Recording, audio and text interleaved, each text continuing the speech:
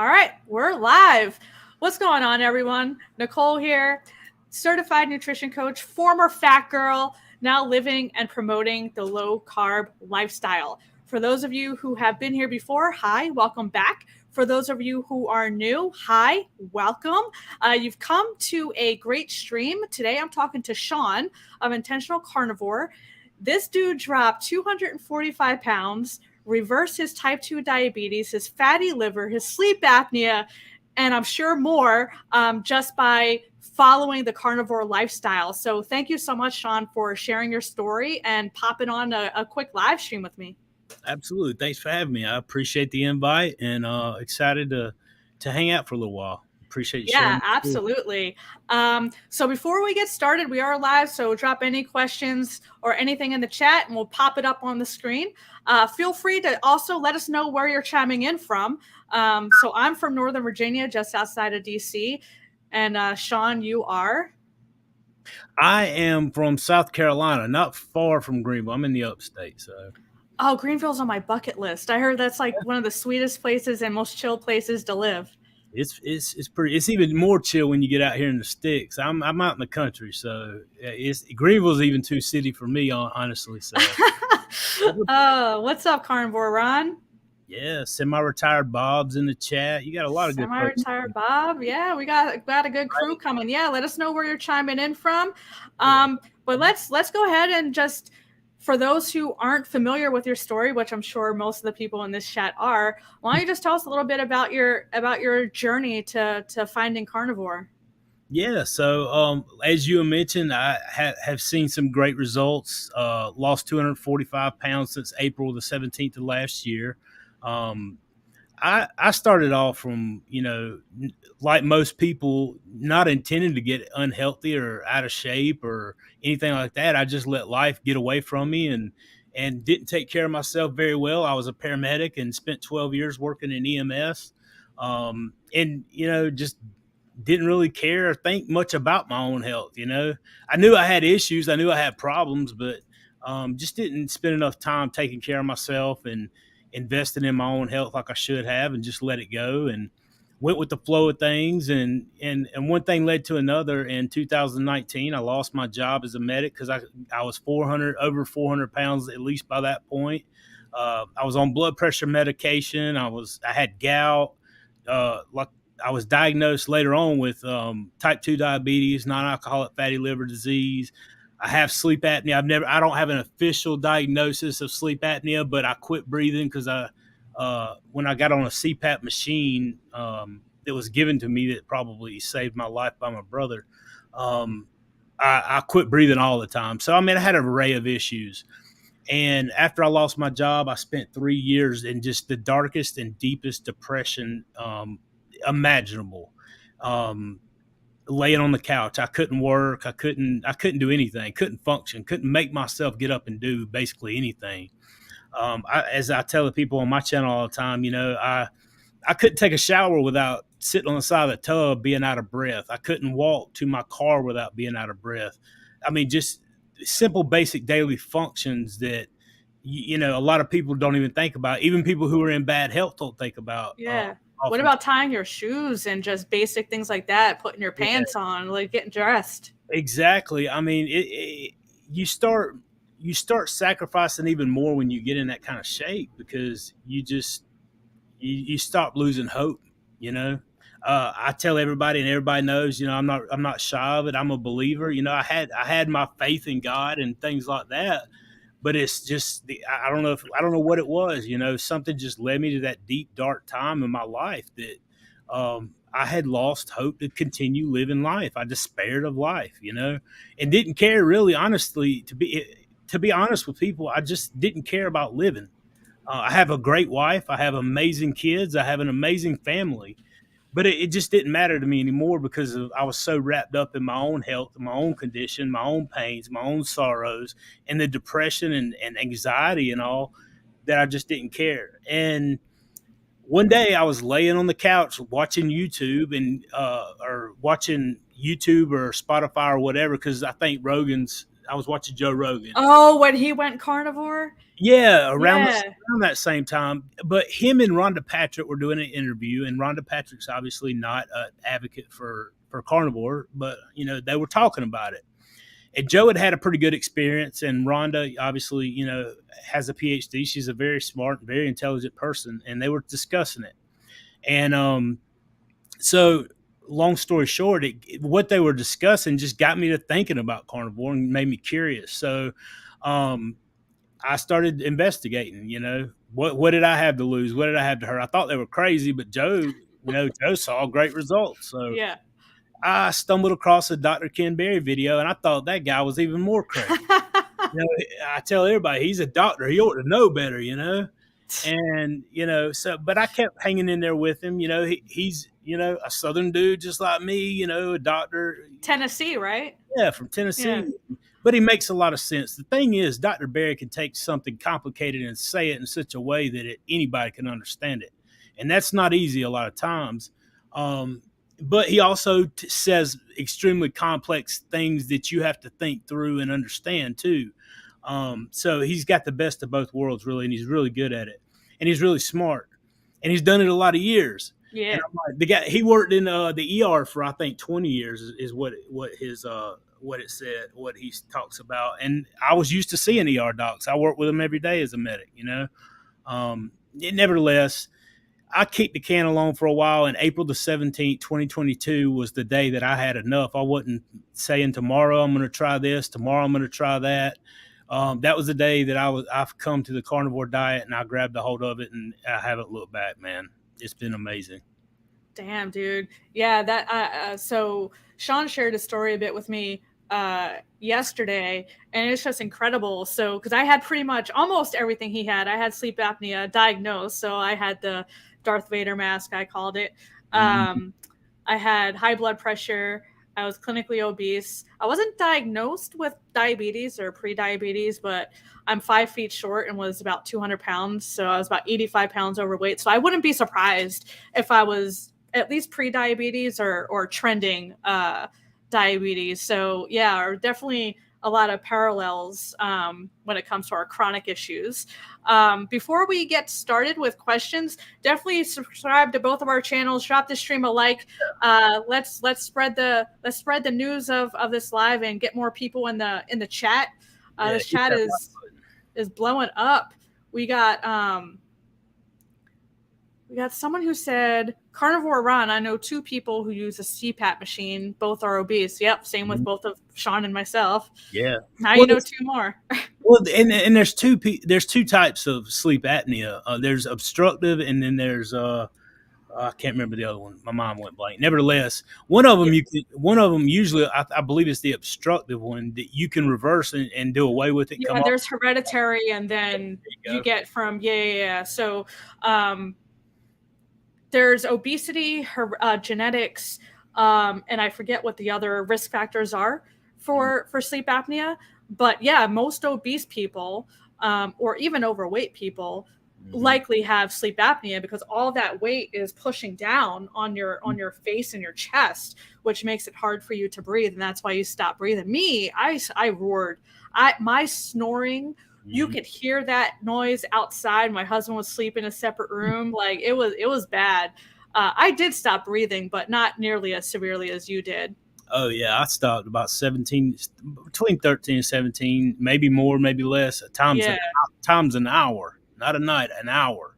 So if you do the math on that, I mean 17. I'm like, it was pretty serious stuff. So yeah, everybody hit the like button too. That'll push the video out and maybe get some more people in here. I appreciate seeing you guys. She invited me on, but I got to speak to everybody jumping in and saying, hey. Yeah. We'll go through the chat, and then we'll continue with the questions and all that. So Miss Rev, on day 15 of Carnivore, yesterday I wore a dress I've never been. Oh, hell yeah. Awesome. Congrats. Carnivore Quest says, hey, I'm sure he's popping on to say hey to you. Miss Cassie. Yeah, it's good to see you, my friend. I love Larry and Carrie. Larry and Cassie are sweet. So many good folks, man. About 5 years ago, I thought I was going to die with obesity fibroids, diabetes. I asked God to come to get me. He blessed me with knowledge instead. Ketovore for 5 years. Hell yeah, I'm ketovore too. Absolutely. Hell yeah. Now, how did you come to ketovore? So you were in a bad health space, and I know you were praying a lot, Miss Rev. But how did you come across this? Was it Sean Baker, Ken Berry, Joe Rogan? I know those are like the three common paths to this way of Mhm. eating. Well, and my thing was, my mama's in the chat. Hey, mama, I love you. Oh, which one? Linda, she just said, "Hey, son." I Oh, always I don't know where she is. I don't see it. she might be, I may be behind you. I wasn't keeping up with everything, but it's 3.5 weeks in and I'm struggling, not feeling great, is making me want to give up. So a lot of times when you're struggling with the keto flu, it's because initially, well, I don't know where you started from with your carbs. Drop in the chat on where your carbs were when you started and how you transitioned. But a lot of this feeling and struggling and feeling sick is likely an electrolyte imbalance. So I recommend try supplementing right now, depending on where you are in your transition. Maybe try Element, LMNT. It's literally just sodium, magnesium, potassium, nothing else in there. But try supplementing with electrolytes and try upping your fat content. So a lot of times when we're coming from a super high carb and low fat diet, it's hard to get the fat high enough, especially when you're first starting out. Like I'm almost a year in and I'm still increasing my fat intake. So try those two things. They may help. I don't know if Sean has anything else to add or suggestions. yeah, and honestly, what you said was on point. I feel like at the same time, there's a lot of people that need to understand too that your body's going to go through a transition period, and Mhm. sometimes you just gotta like you're doing everything right, and you just gotta just hold on to you. It's not going to last forever because I went through it. I felt like I had the flu, but a little different. It's kind of weird. Yeah. Um, but yeah, I mean, honestly, sometimes we start looking for an issue when there's not one. I'm not saying there's not. I'm just saying don't give it time to work and just trust the process. Around week 3 to 4 is usually when people start moving over into that time period, like she said, the keto flu and stuff. And don't ever discount the fact that something could be going on outside of your diet with your body that has nothing to do with it, because that's easy to do too. But listen, just hang out. It's going to get a whole lot better from here. Don't give up. You've come 3 weeks. You can do it. Keep pushing forward, okay? Yeah, for sure. Hi, son. There's There's Linda. my mama. I love my mama. 60 days carnivore and 133 low carb keto, 39 and a half pounds lost since January and feeling better every day. Hell yeah. Good job. That's awesome. See if we got anything else in here. Yeah, if you have a question, a specific question, drop a Q in front of it. It makes it easier for it to jump out at me as I'm scrolling through. But what did your so when you transitioned Mhm, to carnivore back in April of 2022, and you mhm, had all these chronic issues going on, which is insane. mhm. What How did you have this conversation with your doctor? Did you tell your doctor at first what you were doing? Because I mean, you had fatty liver, so I'm sure your doctor, when you told him that you were going carnivore, I'm sure there was some level of concern there. So how did that conversation go? It, honestly, I told my doctor when I lost 100 pounds. I didn't. Me and my doctor have an understanding. My doctor Okay. works for me. He's great. He's a great guy. But I'm in charge of my health, and my doctor works for me. And when he stops working Yep. for me, he's fired. I don't play. Yep. Yeah, and I've always been. I mean, I work like I said. I mean, I view it a lot differently. It's not that I have disrespect for doctors and what they've done. I do respect what they've done, and I do respect their education. But at the same time, I don't expect anybody in the world to be as concerned about my health as I am. And if I'm not concerned about it, I can't expect anybody else to be either. And Yep. I guess just being in healthcare and being in that field long enough, like I want to know not just what I'm doing, what I'm taking, and where I'm headed in that direction. Um, Now more than ever. And like I said, when I let myself go, I knew that I had issues, and I knew the repercussions from it. Yeah. I was just mentally in a place where I just didn't care. So Yeah, I didn't really talk to my doctor a whole lot about it. I had the test done, and I didn't say, "Hey, what do you think about going carnivore?" I was like, I had my labs done. He told me what my condition were, where my levels were, and honestly, my doctor never recommended a carnivore or even a keto diet, Right. but he did recommend a low carbohydrate diet, but stuck in some vegetables and stuff like that in there as well, which Yeah. is what it is. Because It's you better. had diabetes, so that's a diabetic diet. Yeah, Yeah. so it's not what I would hope he would have suggested, but it's Yeah. close. It's a lot better than a lot of doctors understand and a Yeah. lot of doctors do. So I will commend him on that. However, since then, he's seen the entire journey, the not just the weight loss, not just the outside, but the blood work, and he's watched it. And I've been able to have this conversation and got a picture with him the last time I was there, and I lost 240. At the time, it was like right at a year, so 243 Yeah. pounds. And then 245 now, or maybe more. I hadn't weighed in a couple. Yeah. But he's ecstatic. He's not convinced that this is the proper human diet for Of course. everybody. Yeah. But his exact words were, "I've never seen anything like it before in my life." So Yeah. yeah, I got room. I got a foot in the door to be able to talk more with him. Well, that's awesome. And you said something. I kind of just want to rewind it back a little bit. Yeah. You said you were just mentally not ready or not in a good place. So I'm of the belief, because this was the case for me, and I believe many other people, when you become obese, like to that level. Mhm. So I was barely less than 100 pounds overweight myself, and I know you were a bit more extreme than that. But when you become obese, there's usually some sort of trauma or something that happened in your childhood. This isn't for everyone, but for most people, there's some sort of emotional component Mhm. to the sugar slash carb addiction. It becomes emotional at first, and then somewhere along the line, it turns into a true addiction to where you can't stop. That was a case for me and so many of the clients I work with? Was that the case for you? Well, as far as like the emotional stuff and whatever, yeah, I mean, my childhood was like a lot of people could testify. My mom and my dad split up at an early age. That's Uh, trauma right yeah, there. and I Yeah. mean, it definitely there was a lot of facets to it. My dad was very aggressive to say the least with my mom, and what happened. And I saw a lot of things growing up that you know it did scar me. It did change the way I kind of looked at life. I don't necessarily think that was the big factor in my own health. Maybe Okay. um, I think a lot of what led to my depression and my health going out the window was the lifestyle in EMS that I was living. Number one, number two, I feel like there's a spiritual element to it that kind of led to that too. What do you mean? Like as far as spiritual, Yeah, like you said, the spiritual element that yeah, led yeah. to that. So like I said, I'm a believer in God, and I believe Yeah.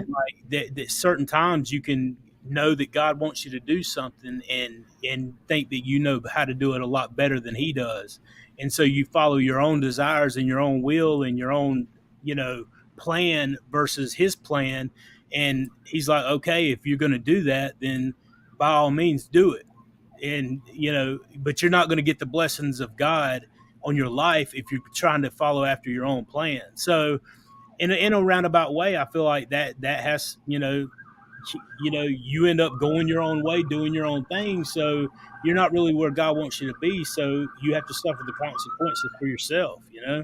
So as far as the spiritual side of it, I feel like that's it. As far as the physical and the mental aspect of it, I was working at EMS, and I, I have I don't even know how to put into words how I feel Yeah. about those still working on the streets because I still talk to them. If the people on my page, if on my Facebook page, I was thinking about this because I just created a private group for a lot Okay. of people to go into because even on my page, man, I've got before I started any of this social media stuff, I had over 1,000 friends, and probably 700 to 800 of them are doctors from the ERs around this area. paramedics from that work still in the streets out here, first responders, police officers, military. I mean, it's all over the place. Yeah. Listen, there is an absolute problem in this country with taking care of first responders, police, Hell yeah. Yep. military, and those who go out of their way to serve and help people in this country. And what's being done to help them is not working. All the programs that I've ever seen designed to help the mental stability and the physical well-being of first responders and military and fire and whatever, however you will, it's not working, and nobody's doing anything, and they're dying at unbelievable rates from suicide and everything else, and nothing's going on with it. And we should be ashamed of ourselves as a country until we get something and figure out what a problem is and do Yeah. something about it. And it gets me fired up. And I got an email from somebody even this week about that issue. So Yeah, I mean, I'm prior military cop. I was 14 years in the Air Force, and my career field in the military is very, very high, one of the highest suicide rates in the Air Force. And mental health, it's not as bad now, but mental health had this huge stigma on it. So if you had a security clearance, regardless of the level, and you sought therapy, there was a true fear that we would lose our security clearance. So many of us didn't go to therapy. But yeah, I think that's a huge problem. And our brains are largely fat. And everyone in this chat, I'm sure watching the stream, is well aware of that because we all follow the same, people. But if we don't consume fat or hardly any fat and we're consuming excess carbs, our brain's not going to function properly. I made a comment earlier to where it's like me driving my Jeep and I run out of gas, so I fill it up with olive oil. I was like, sure, it may run, but it's going to sound like Dookie and it's not going to be optimal. So it's like we need to put the right fuel in our bodies, and whatever happens, like whatever malfunction our brain or our bodies, our organs, whatever has, it presents itself differently. For me, it was anxiety and sometimes depression. Other people, it's dementia. Other people, it's Alzheimer's. So you need to provide your body the right fuel. And I'm a true believer that yes, things happen in your life that cause you to be sad and legit depressed. Mm-hmm. But I think a lot of what's going on can be helped and managed if we just provide our bodies with the fuel it needs and stop trying to fit a square, peg in a round hole. And that's what I feel like is happening. Oh, absolutely. I agree. I mean, even this week, before we move on from the subject, even this week, I had a family member who took his own life, and he was a military guy. And Really? Yeah. And so like a lot of people from, that follow me, that are part of the group know that what we had going on this week. And, my nephew, or cousin, technically, I guess by marriage, either way, he's family. And, none of us knew. And, I talk on here a lot on my YouTube, on my Facebook about depression and helping people and reaching out. And I can assure you that if I had known, I didn't know. And I don't think anybody in my family knew what he was going through to the extent that it was. And, it does something to you, it emboldens me to be even more passionate and more fervent about getting the message of hope out to people, not just about the diet, but about my faith as well. So those are two things that are inseparable to me. Well, no, dude, I'm sorry for your loss for sure, and it's doubly hard. I hate hearing military people committing suicide. Like it just breaks my heart for anyone committing suicide. But I feel like our veterans, we need to be better taken care of. Yes, for sure. But we have a question from Judy. I had my gallbladder taken out, so I'm concerned about BM issues. Do I need to find fiber supplements? I would say I'm not. Obviously, I'm not a doctor, but no, I would say personally, I would say no. That one of the things I've seen a lot over the last year of working with people, talking to people in the groups and whatnot, and moderating and whatever, however capacity that is. My suggestion: a lot of people have to first understand that your fat's not going to get broke down as efficiently without your gallbladder as it would if you did have it. Ease into it a little bit slower. You may have to take some ox bile or some kind of digestive enzyme. Fiber, I would not go with the fiber. Your body does not need the fiber. Kick the fiber.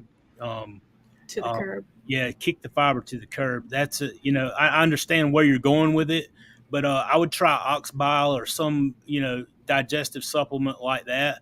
But it's definitely something that, you can talk with somebody a lot more intelligent about the issue than me. But that's what I've seen have helped a lot of people over the last year and a half, whatever.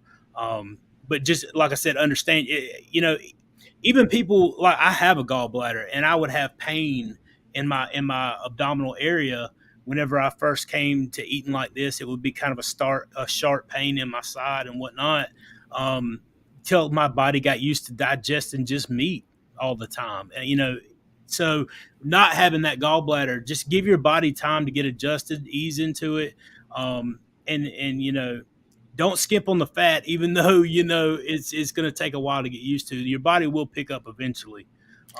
Yeah, to further with that, you might want to try smaller portions, like consume the Mhm. same amount because you need that, but spread it out over the day because fat and protein are hardest for your body to digest. It has the highest thermic effect of food, which means your body's working harder to digest, break down, and absorb fats and proteins.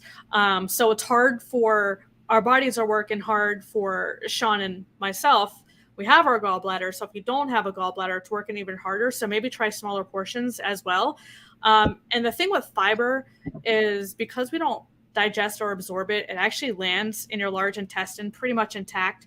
So that's actually what you're farting and pooping out. So you excrete fiber either in your poo or in your toots. So, but it can also block or slow the absorption of the nutrients you have. So if you're trying to eat a piece of steak and you take a Metamucil, for instance, so if there's like 20 grams of fat in that steak, you're now decreasing that to 20 grams or 10 grams that your body is actually absorbing because of you're pairing it with fiber. So fiber is really not going to benefit you at all, and it actually taxes your digestion and your body as well because it's trying to figure out where to send the fiber. But try smaller portions too. Try spreading your portions out throughout the day. Don't try to eat full meals too. You might have an easier time digesting smaller portions. Absolutely. A doctor has been adamant that in spite of our outward appearances, activity levels, the fact that I no longer smoke and my husband gave up snuff, and our blood work, that we are going to die. Of course, doctors are they have to promote the dietary guidelines, right? By law, unfortunately, that's what they have to promote. But they don't know better. They're not educated. They think we need to consume exogenous carbohydrates to excess, and saturated fat bad, meat bad, because that's what they're taught in school, the limited nutrition education they have. But Well, my opinion, I'm not a doctor, like Sean said. I say stay the course, and like he mentioned earlier, you're in charge of your own health and you're in control of what you put into your body, and that goes to medications too. Like my doctor tried to put me on high blood pressure meds and I said no. I want to try to lose weight. So you're in charge of your own health. So you dictate what goes in and out of your body. But if you're not happy with your doctor, like Ken Berry always says, try looking for a naturopath because they're more open to outside alternative resources and medicine. But try finding another doctor maybe too. But Sean, what do you got? oh man, I was about to go off on doctors. No, I'm just kidding. Ah, I'm just kidding. No, but seriously though, I mean, they don't. I'm not convinced that they all mean bad, but at the same time, they sure are benefiting from it still. You Oh know, yeah. if they get people healthy, you know, and I'm not saying all of them. You got Dr. Chafee, Dr. Mason, Dr. Barry, Dr. Kiltz, Dr. But Zaldivar. they went out on their own, though. You know what I Right, mean? They're they not went out on their because own of and did that. the right. Yeah. They did the right thing. Yeah. So I can't say every doctor, but at the same time, mainstem healthcare is broke. It's obviously not working. Look at look at the condition of society today. You know, and your doctor a lot of times is going to just do what it takes to keep you coming in and not get a malpractice lawsuit or you know, whatever, you know. So you know, it's easier to just go with the pack and continue doing business as usual and Yeah. not step out like that. I can assure you that Dr. Barry and Dr. Chafee and all these doctors, you know, in this space that are stepping out on their own and putting their voice out there, the opposition and the stuff that they face is incredible. I asked Dr. Barry about that on my channel a little bit and talked a little with Dr. Chafee as well about that. But I can assure you that it's not going to get any better because the more money that you take out of their pockets at big pharma, big food, and everything else, the more risk and the more problems that's going to be faced. So, but Yeah. thank God for them. I appreciate every one of them, even the ones I don't agree with. I don't agree with all the doctors out there, and I don't agree with anybody 100%. I love my wife more than anybody in the world. I don't agree with her 100% of the time. Is she in the chat? Is she listening to this? I think she walked out on the front porch. So yeah, Miss Rev said, I always wonder about their brain function. Speaking of vegans, yeah, their brain function's lacking. They have brain fog. They can't remember anything. Yeah, it's not good. Yeah, absolutely. Definitely not good. So when you switched and you're a year in, a little more than a year in to carnivore. Yeah. Okay. And you said you rid yourself of all of your chronic issues and all that stuff. Did you go, first off, what did your diet look like before carnivore? And how did you transition to carnivore? Because that's a question that I hear often is the transition and the keto flu and all that stuff. So how did you eat before carnivore and what did your transition look like? I hardly ever ate any steak. I can tell you that. I didn't even like steak, honestly. Whenever I first started, I thought I was just going to eat chicken and hamburger meat, like ground beef. Yeah.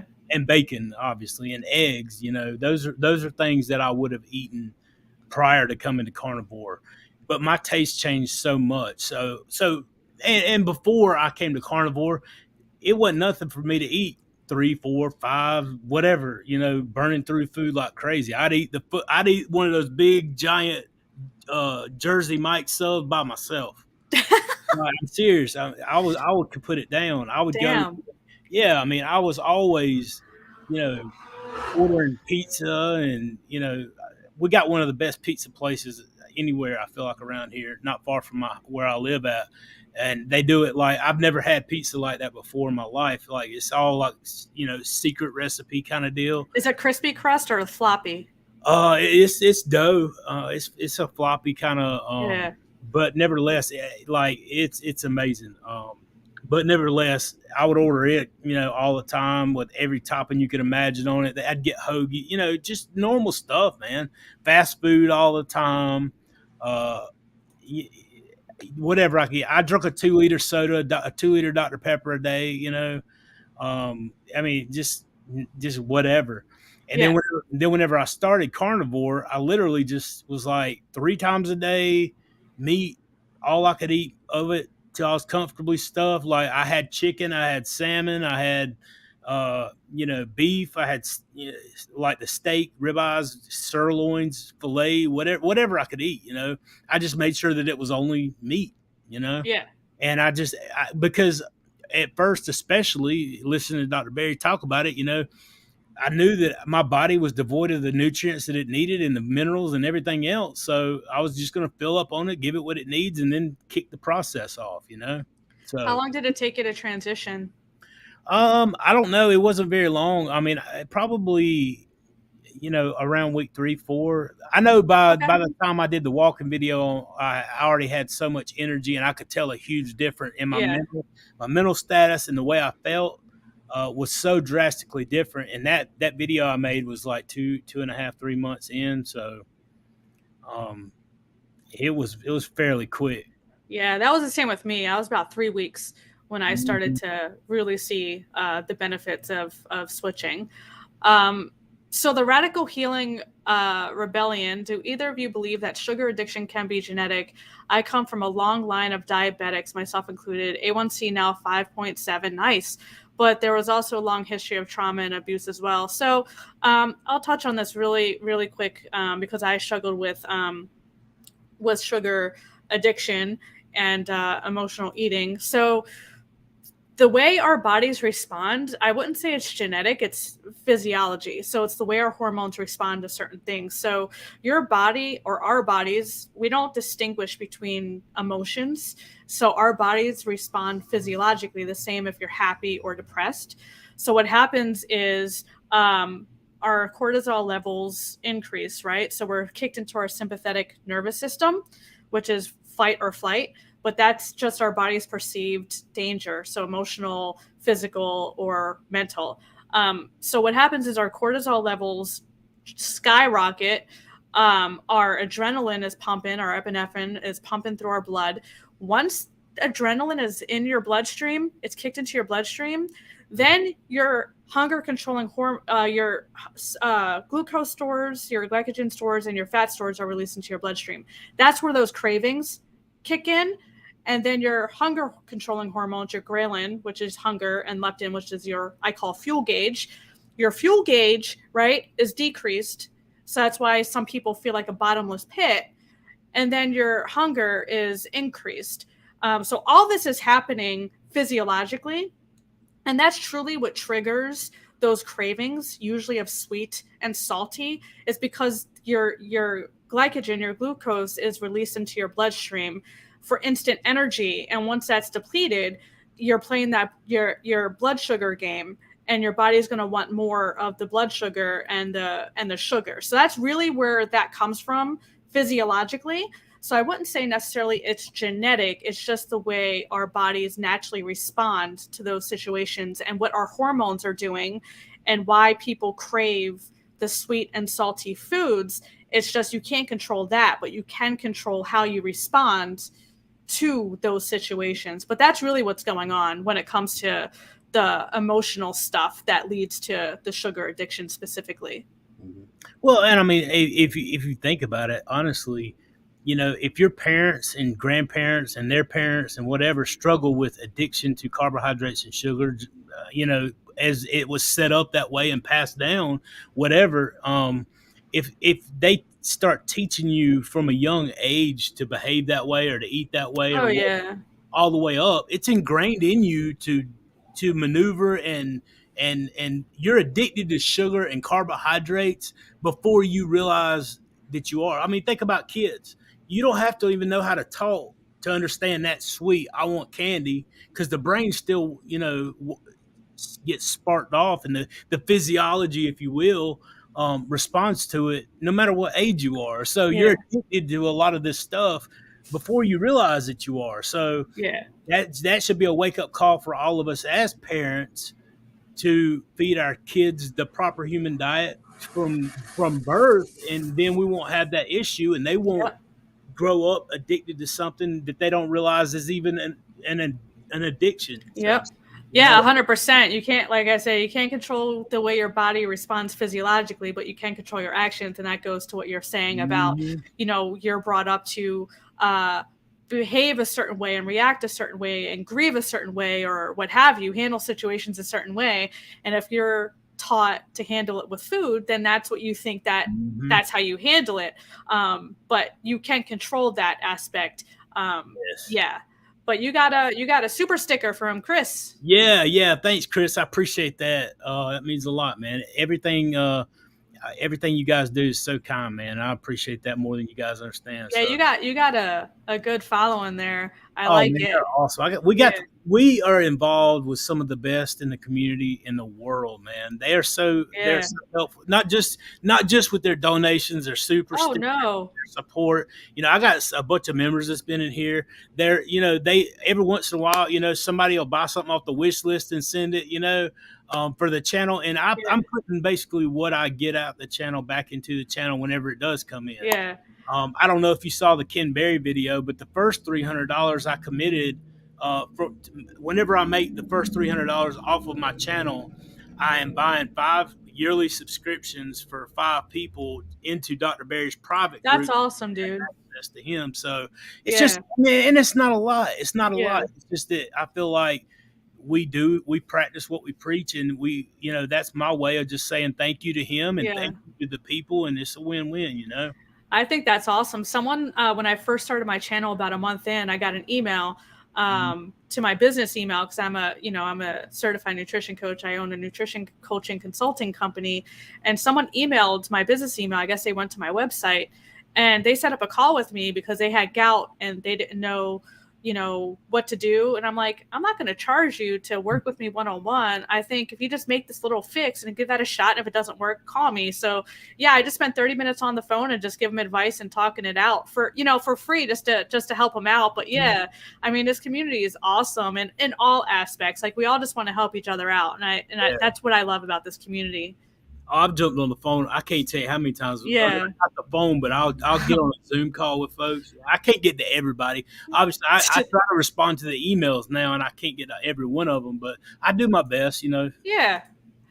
So Chris, who gave the super chat, so I'll let you chime in here. Can I do a carnivore diet? I just had an ablation done in May. 44-year-old female. I'm supposed to be having healthy heart diet. Oh my god, which includes a lot of oats and all sorts of fibers. The American Heart Association recommendations. But yeah, this is for you. I think that goes to that super chat.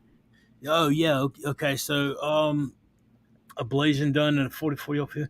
So I mean, yeah, I mean, I've heard Dr. Bear say it many times. If you're a human, it's for you. Honestly, your heart is actually going to run. You had an ablation, which is I'm assuming you had AFib and had an ablation done. But yeah, absolutely. The proper human diet is going to help. Your body's going to run a lot more efficiently off of ketones than it is off of sugar and carbohydrates for sure. Yeah. So, and I mean, more than anything, you're going to want to give your body the proper nutrition aspect to it. So, yeah, absolutely. And even if I've heard Dr. Berry make a list of things, and he's like, even if you had your gallbladder removed, even if you had, no matter what you've had done, as long as you're still human, the proper human diet's for you. And I always also encourage everybody, don't just take my word for it. Don't just take Nicole's word for it. Don't just take Dr. Berry's word for it. Yeah. You're in charge of your health, your education. Try it for 90 days. See how your body responds to it, and then reassess and go from there. Yeah. Don't take anybody's word for anything. Investigate for yourself and see how it works. But Yeah. I would suggest doing it because it transformed every aspect of my life, all my blood work, not just the weight loss. That's great.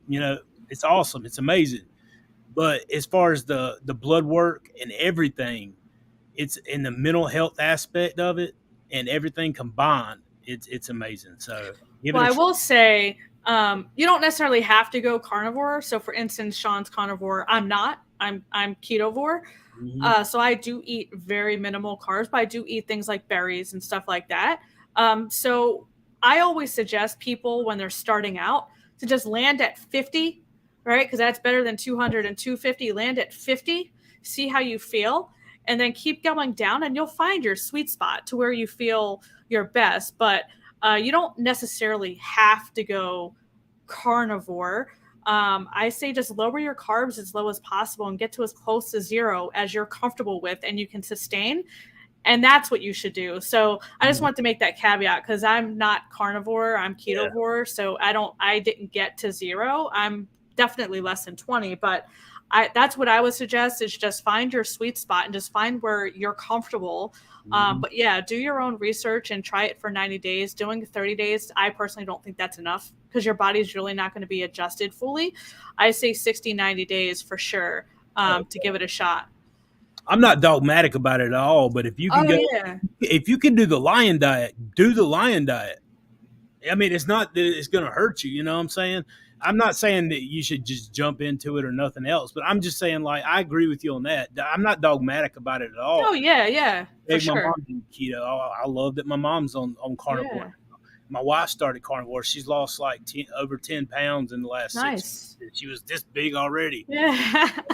So just find out what's sustainable for you Right. and do that for sure. But the closer you can get to zero Yep. carb, I mean, the better it's going to be for you as far as result wise. I feel like, Yeah.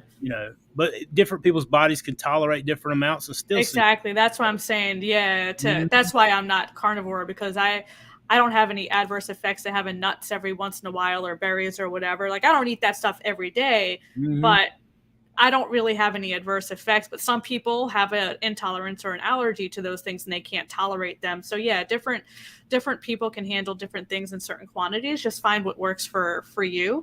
Sean, did you plan your meals a week in advance or daily? Because I went beef, butter, bacon, and eggs, and I've just basically stayed with that the last year. I found my sweet spot. And minus the bacon for the most part. Yeah. It's just I cook about 4 or 5 ribeye steaks, at one time, and put them in the refrigerator. And I make these deviled eggs, and I know whenever I mention it, people are going to tell me about it again. I've been promising to make a video about it.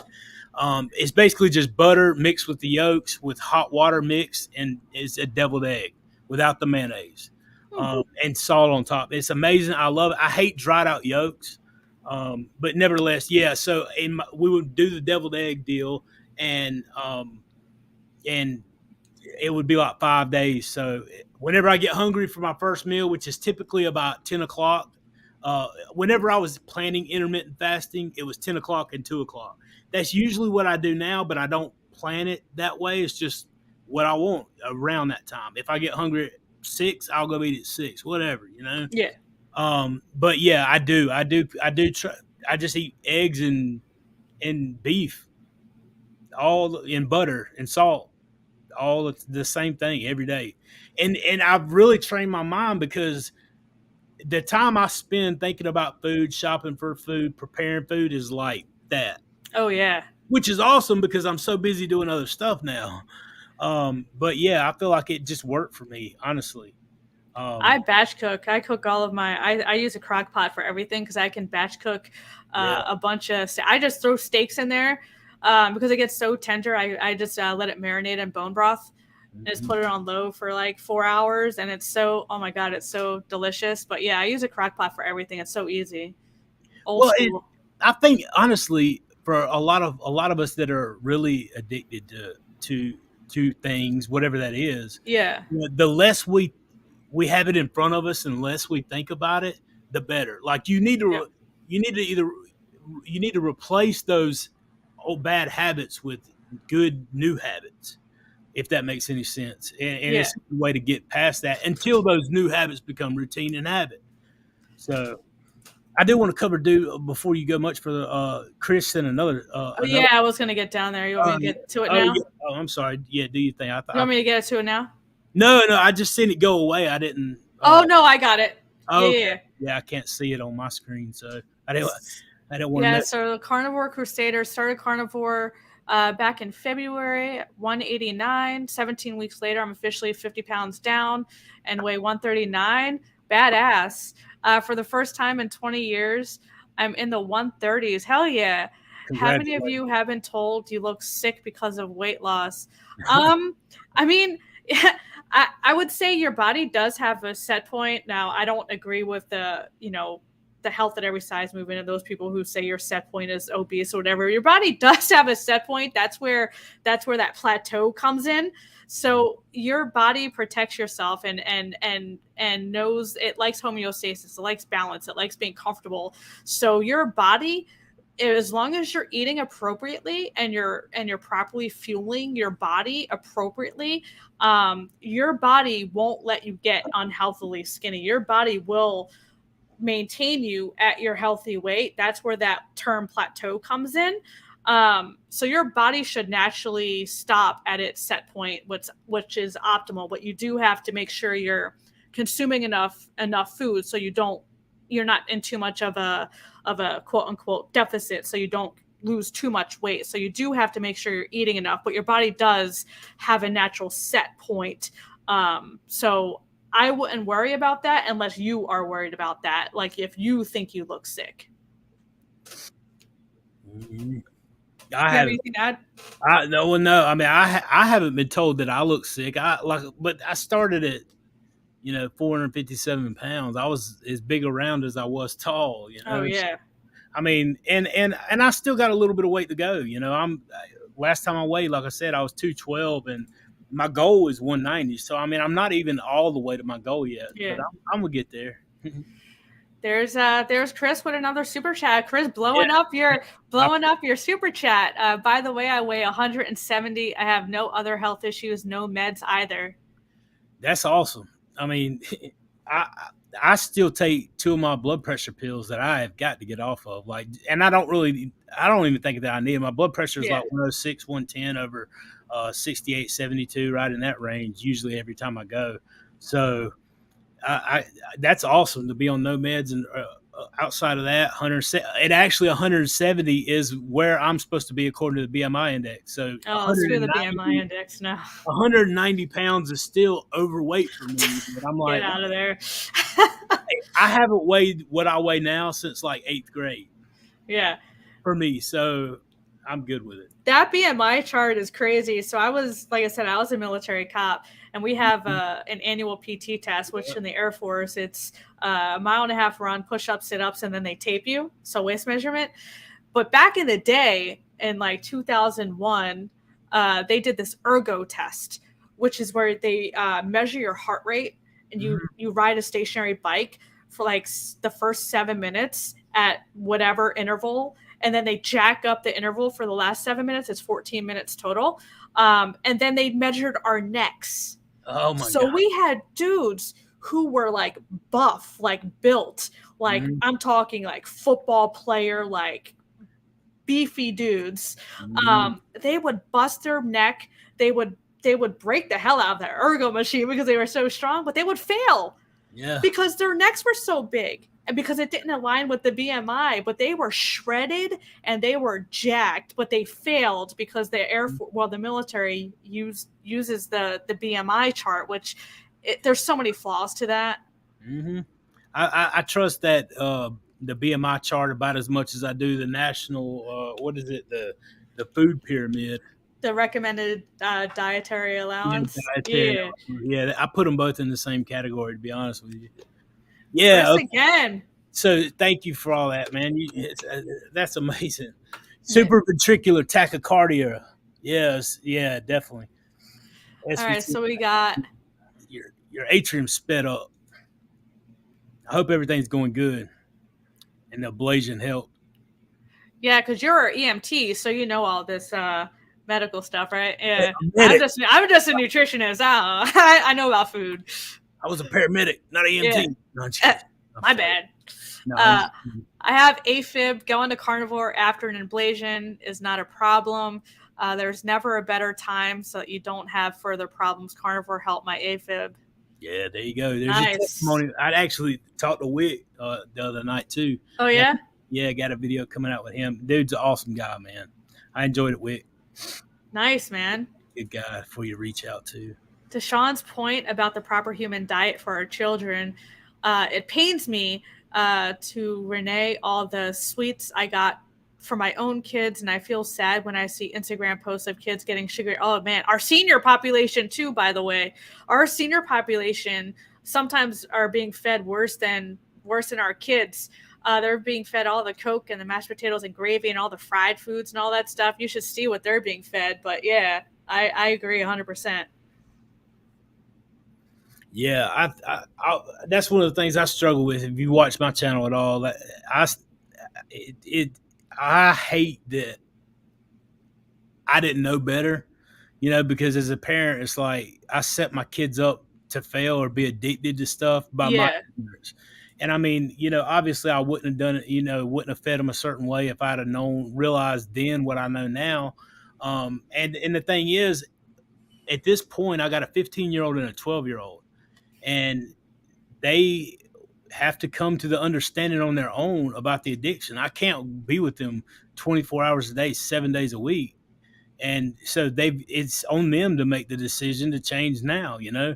Obviously they eat whatever comes into the house, what we buy, because they ain't got no job, so they're going to eat what we got. Oh, no, right? No, but uh, but at the same time, it's not like they can't get anything they want at school anyway. So, um, at the end of the day, they got to come to understanding it, and it's tough. My daughter's tried to eat it a couple of times, and she's done really well.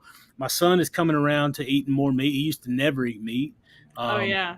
they've also seen it lived in my life. So I feel like if I can live the example in front of them and teach them why it's important, that at least they'll know, they'll have the information. So that's all Yeah. I can really do at this point. And that's all any of us can do, is do better from here on out once we know better. Yeah, like I'm not a parent. I'm a fur baby mama. Mm-hmm. We don't have kids, but Uh, I never like I was born in '80s, so like literally I was mhm. the clean plate. Like my parents, if I didn't eat what they put in front of me, like these kids are spoiled now. If I didn't eat what my parents put on the table, my ass was going to bed hungry because they weren't making me a completely separate meal. I either ate what they made or I didn't eat at all. What you So there talking about? was no making two separate meals.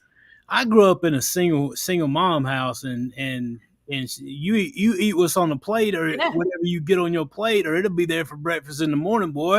You Yeah. know, It's so like she was like, did you ever get the lecture? There are starving kids in China. You better eat all your damn food. yeah, yeah, definitely. You be thankful, and I mean, I am Yeah. thankful for it. So Carnivore Crusader, I eat about 2,300 to 2,800 calories a day, 2 to 3 meals a day. So I understand I understand calories are heat and all that stuff, and Bart K is all up in the calorie grill, but Mhm. uh, I also understand that this has been commonplace in how people associate how much you're eating is by using calories. So are you saying that you eat 23 to 2,800 calories a day and 2 to 3 times a day? Okay. So, At 170 pounds, she's eating a bunch of fat. I can tell you that, to get them kind yeah. of calories in. Yeah. Yeah, 2 or 3 times a day. That's pretty good. And I mean, at 170 pounds, she's probably got to eat that much to keep going, to keep all that energy. Because I don't know. I don't know how tall she is, but I don't know. You just eat when you're satisfied. Like a lot of people, so most people don't eat enough, right? When they're switching to carnivore, Hmm.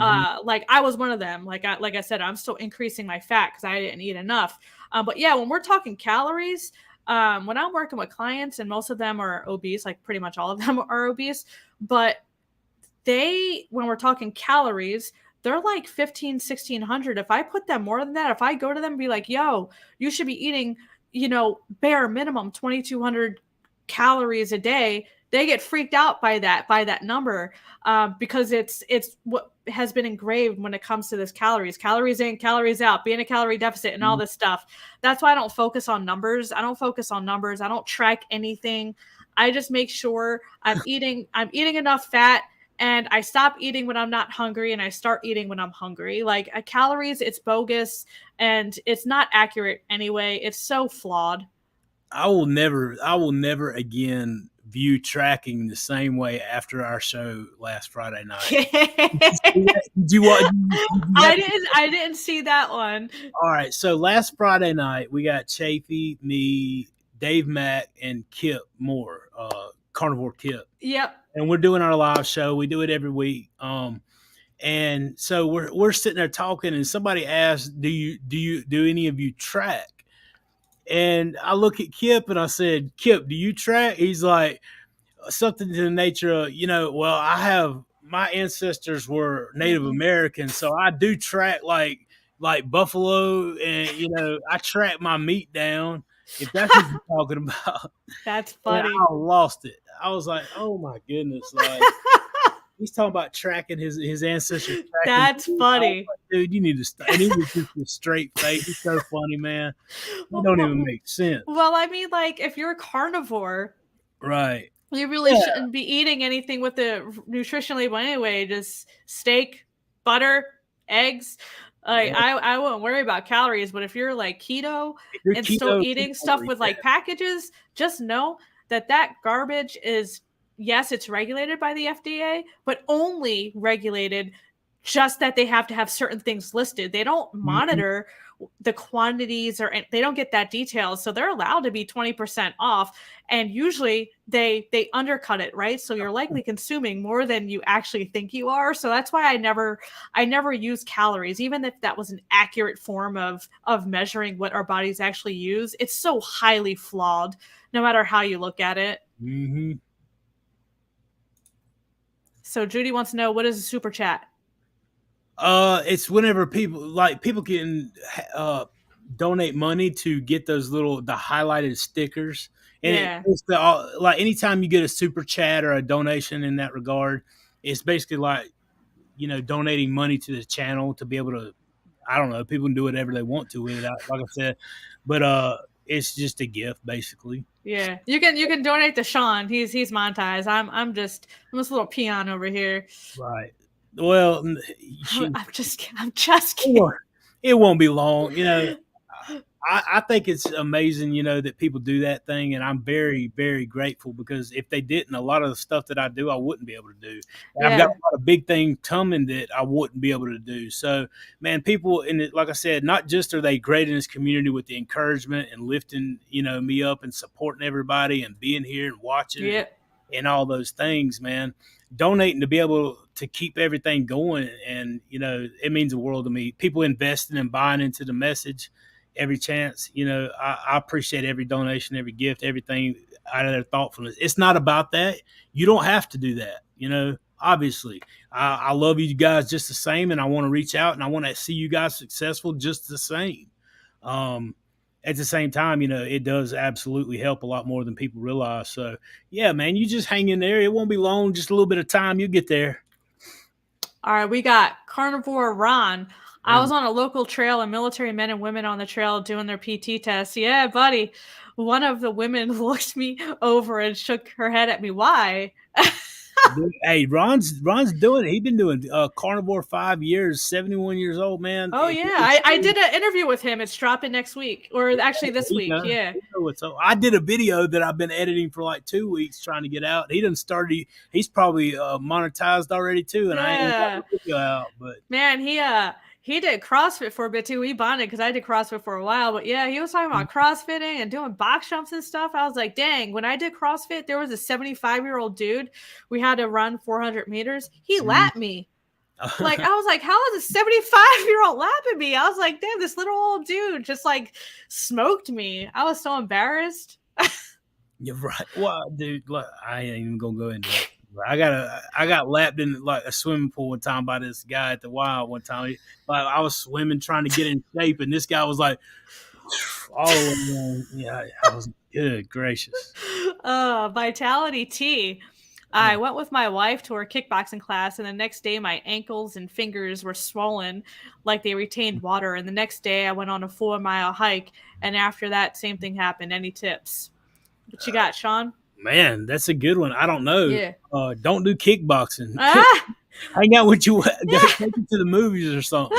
No, I'm just kidding. I honestly, I can't tell you. Do I you mean, you're normal? kicking and punching, right? So, I mean, if you're Yeah. not used to doing that, if you had bad form, because I did kickboxing once or twice because I had bad knees, so I couldn't really do it, stick with it. But if you have bad form when you're kicking and you're like kicking with the top of your foot, you're like going to stress your ankle. So, I mean, that's normal. And same with your fingers. If you have bad form because you have to have them tucked in or punch a certain way, it's hard.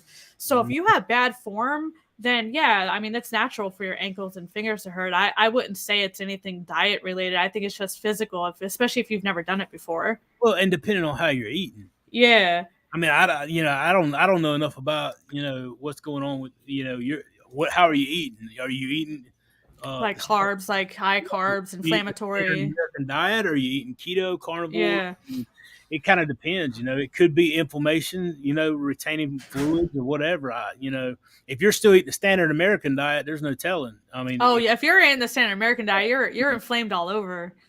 yeah. So there's Dave. Food pyramid is a scheme. Hell yeah, pyramid scheme.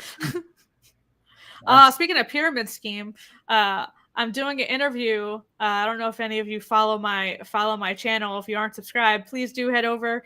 Nutrition Talk from a Former Fat Girl. Drop me a sub. But I did a couple videos on who I dubbed Optavia Nurse. Optavia is one of the worst diets out there, along with All In by Teddy. I did a review of that too. But I'm interviewing her in a couple weeks on all things multi-level marketing, aka pyramid scheme, and Optavia and all that stuff. So that's it's gonna be a live. So that's gonna be a good interview. Speaking of pyramid scheme, that's awesome. Hope everything goes good, and yeah, it's gonna be interesting. Have to check that out. Yeah, she's from North Jersey, so I'm a Jersey girl. So it's just funny. That's what you was telling me. All you Jersey folks teaming up. We stick together. That's right. She wasn't offended either. I can't even imagine watching a channel doing a reaction of what I eat in a day. And so like she literally I commented on her channel because she went carnivore, and I was just like praising her. I was like, man, I'm so happy, because I don't do reactions. I'm not mean. It's just education. I try to be respectful and stuff like that. Like I don't comment on appearance or anything. It's legit just about the food. So I commented and gave her props and all that stuff. And the next day I woke up with a butt ton of comments on all of her videos from her. I was like, oh crap, my first internet war. But no, she was super chill. She said I actually had her on the floor laughing. She said she was laughing her ass off, and I was spot on. So yeah, so we're actually going to do an interview together, which is kind of cool. Yeah, that's cool. I mean, I ain't mad at nobody. If somebody wants to eat vegan, that's their decision. I got a lot of friends. Yeah. If the whole thing is, I just don't. I don't agree with it. I don't promote it because I don't see that it helps anything. Yeah. All I see is that it hurts. But I'm not mad at you. We don't have to agree. We can disagree. Whatever. We don't have to. There's a lot of people that get mad when I talk about Jesus. That's fine. Yeah. You don't have to agree. I mean, you got the right to be wrong. Right. Mic drop. I know. Nah, that's cool. Like, because when I go out to eat with people, sometimes people, because they know what I do, and people like watch what I eat and think I'm criticizing them. And the first words out of my mouth when they're like, oh man, I'm nervous to eat in front of you, I was like, dude, unless you pay me to care what you eat, like you're my coaching client, I really don't care what you eat. Unless you pay me to care, I don't care. Like, I don't have to agree with it, but I'm not going to judge or criticize unless you pay me money. Then I will judge and criticize. Yeah, I mean, that's what I'm saying. I believe in loving people, no matter what they are, showing them the example, whether that's with your spirituality, with your diet, with whatever it is that you're trying to do with your life. If you live the example in front of them, people are gonna want. If it's worth having, people are gonna want what you have. If you just live it, just be the example of what you're trying to represent. That's all you got to do. I mean, serious. So we gotta. It's maybe you should take a look at it yourself. It's a you problem, not a me problem. Right. Yeah. I mean, exactly. So Carrie got a question. Yeah. I don't know what that is. Tea. I don't drink tea. It's low in tannins, and tannins can mess with non-heme iron. I eat lots of liver, and just wondering if it would mess with my donating palates since I'm drinking some whatever tea. Your guess is as good as mine. I honestly, I don't know enough about either one of them things to be able to tell you, brother. I know about non-heme iron. I don't know about the tea. Yeah, that'd be a doctor. Ask Dr. Berry. Yeah. So non-heme iron, actually, so we actually need heme iron, which you can only get from meat. Non-heme iron are in things like plant foods. That's the iron, over-the-counter iron supplements. So Carrie, I'm assuming you're a woman. I don't know if you're still have your lovely monthly visitor, or if you graduated past that. No, it's not. It's Carrie. Is it dude? Yeah, it's Carrie. Okay. So I will say, regardless of the fact, non-heme iron, our bodies, if we consume non-heme iron, our bodies will have to convert that to heme iron. And some people don't do that very well, or most people biochemically don't do that conversion very well. So it's not the non-heme iron we need. We actually need the heme iron. So I wouldn't worry about the tannins messing with your non-heme iron, because we need to convert that to heme iron anyway. As long as you're consuming enough meat, enough animal fat, then you're getting the iron you need. And you're getting more than me because I'm not eating any liver. So Yeah, same. I haven't eaten liver since I started eating carnivore, and Me unless I neither. have it mixed in with some ground beef like Dr. Barry talks about, I probably won't eat it because I Yeah. can't stand it. Or I used to Mm-mm. not. I may love it now. I just hadn't tried it, but my grandparents used to always fix that when I was a kid, and I didn't want a part of that. Oh yeah, my grandparents did too. Oh, I couldn't. That and spleen or some other organ. Nope. This is for you. How do I view your wish list? It should be in the link in the description. Most of the videos, it's the Amazon wish list thing. I say a lot of people have asked, Yeah. and this is something for you too. Hey, there's my boy Dave. Hey, what's up, Dave? Yeah, I'm chatting with Dave too in a couple weeks. Oh man, you're gonna love talking to him. He's great, good to talk with. But as far as the what you need to do for your channel as well is until you get monetized, get you a buy me a coffee. That allows people who subscribe to your channel to be able to donate buy me a coffee to you. Yeah. And help you build. Yeah, I've seen some people do that for sure. I think we have a couple more questions in here. What do you think about Walgreens paradox? Crappy food are closer to entrance door than the medicine that is supposed to cure symptoms from digesting these foods. I don't agree with the medicines curing symptoms things, but what do you say to that, Sean? Because I think that's a paradox everywhere, not just Walgreens. Yeah, I mean, I think that honestly, I believe that a business is going to do whatever it is for them to be profitable in their business. And there's not a lot of people who are in business or do things that's very open, for you to see what's going on with the whole thing. So, they're in it for one reason and one reason only, and that's to make money. And if they don't make money, then it ceases to exist. And one way that these corporations know they can keep pushing medicine on people in the healthcare industry is to keep people sick and needing medicine. Yeah. So let me put the thing that's making you sick at the front door while you're on your way to fix it with the back door or basket. That's kind of like when you walk into a grocery store, you see cupcakes and pies right near the entrance. Yeah. So, I mean, I expected out of a place like Walgreens. I deal with Walgreens, and I despise Walgreens and CVS. Oh, the medications that I've had to get, it's aggravating dealing with the pharmacy, because not only do I have to deal with the doctor who prescribes it, and that battle, my doctor's great, by the way, but you have those battles. But then I have to go argue with some guy on the phone at the pharmacy who knows more than my doctor and regulates when I can pick my medicine up and when I can and why I should be able to get it. Like I had to do testosterone, for example, and it's a controlled substance. My doctor wrote me a prescription, and I have, when I replace it, that I have to go buy it once a month. I can't get it the day before the month or whatever. But that's crazy because you can control that with your food, which I know you know that now, but. Well, if your body quits producing enough, you can raise it, but it's not a guarantee. Not everybody. Oh, yeah. So but they're always so quick to do the prescription rather than, hey, let's try your diet first. If this doesn't work, then let's go to prescription. That's kind of what I was saying. Like you can rectify that through your diet, and then if you can't, then of course, then supplement.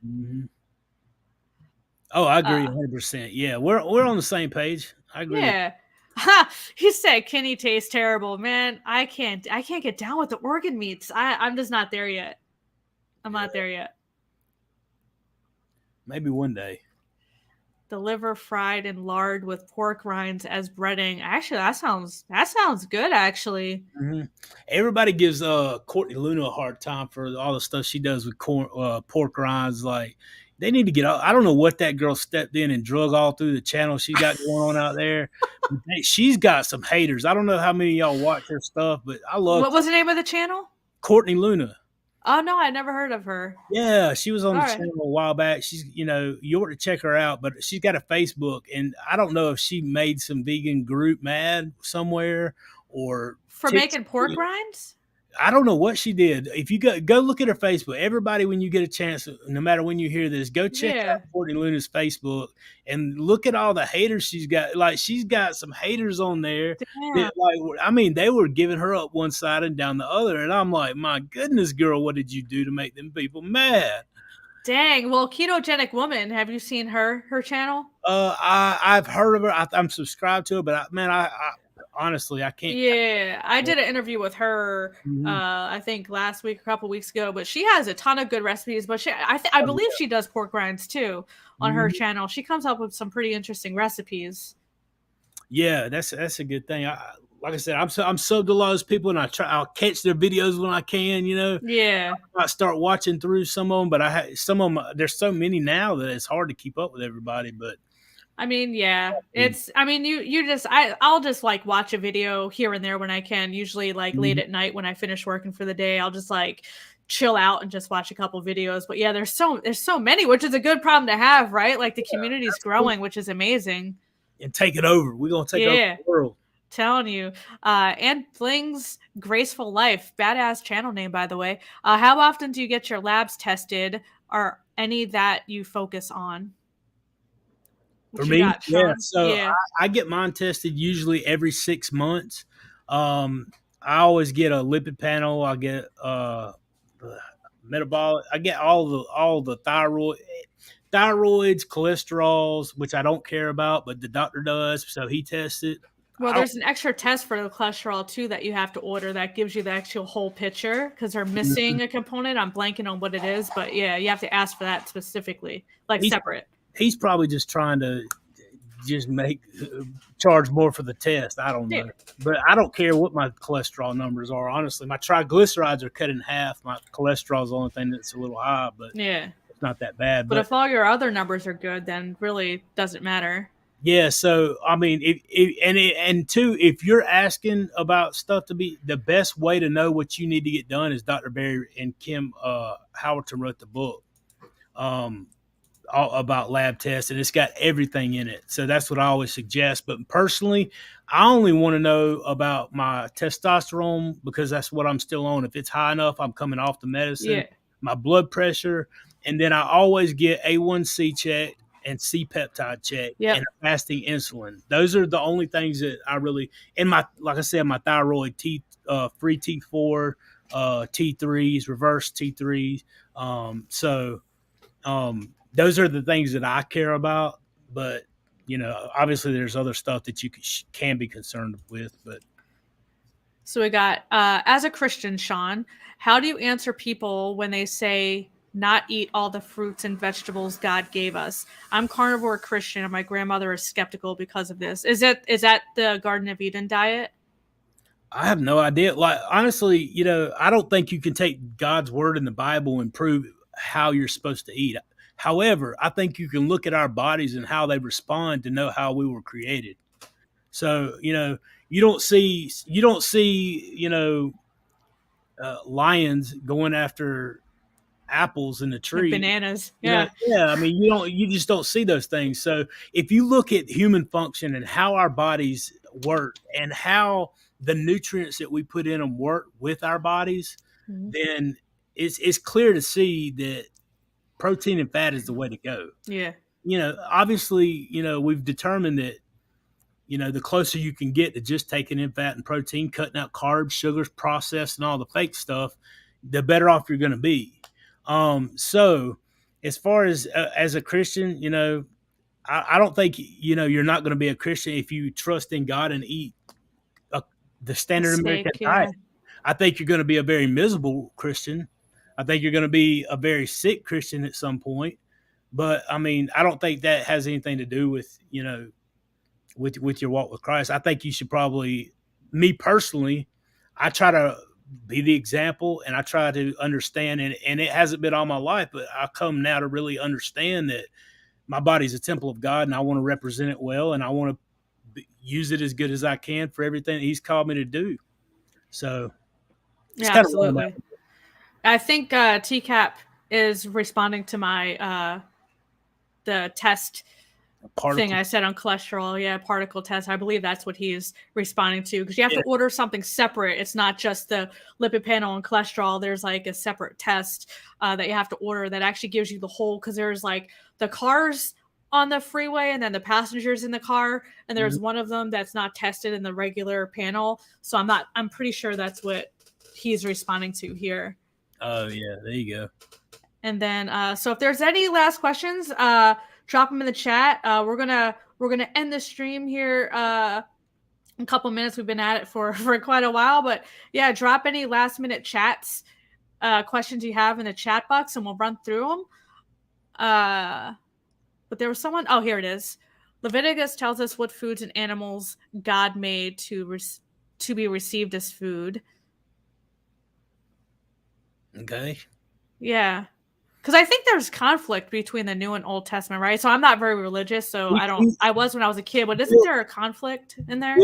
Bill's actually referring to the Levitical law, and and the standards that the Jewish people and Israelites follow, or Hebrew people followed under the Old Covenant.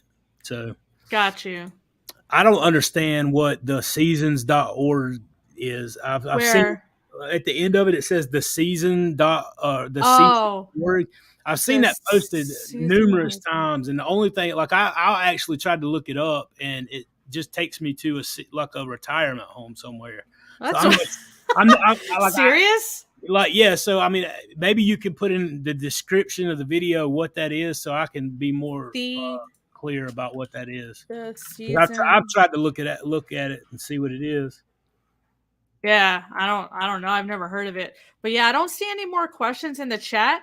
But yeah, I definitely want to thank you, Sean, for coming on and sharing your amazing transformation story, and just hanging out with us for a while, getting to know, at least for me, getting to know you a little bit. So yeah, definitely thank you for popping on tonight and hanging out. Oh, absolutely. Yeah. Let me answer that real quick, if you don't mind. Which one? Right there. Did I miss something? Yeah. Well, I just meant that many people think that because God made fruits and vegetables, they can't be bad for us, and we carnivores avoid them. Yeah. Well, I mean, God made crocodiles. You gonna go play with one? I mean, I'm not. There's dangerous animals too. There's all kinds of dangers that God put on the earth that we have to deal with. That doesn't mean we should go partake in it. So, well, yeah, but not only that, the fruits and vegetables that we have today aren't in nature. It's all man-made stuff. Like broccoli is man-made. Like the stuff we're eating, it's largely man-made though. So it's different. Absolutely, it's definitely not the same. Most of it's genetically modified stuff, and whatever. But at the same time, that being said, people have to come to understand on themselves, and you're definitely not gonna. Somebody that's coming at you with that kind of stuff is just usually being very mockery about it. Yeah. And he said, check it out, read Leviticus. Yeah, everybody go read Leviticus. We'll talk about it next week. In your Facebook group? Oh no, right here on we can do it. Okay. Whatever you want to do it. I'm just saying, everybody go read Leviticus. We'll find out. We'll talk about Levitical law. That's awesome. I actually have read it, brother. Believe it. You could probably talk about like Leviticus and relate it to nutrition. I'm sure that would be an interesting conversation. It would be pretty cool. Yeah, I'd rather talk about the cross though.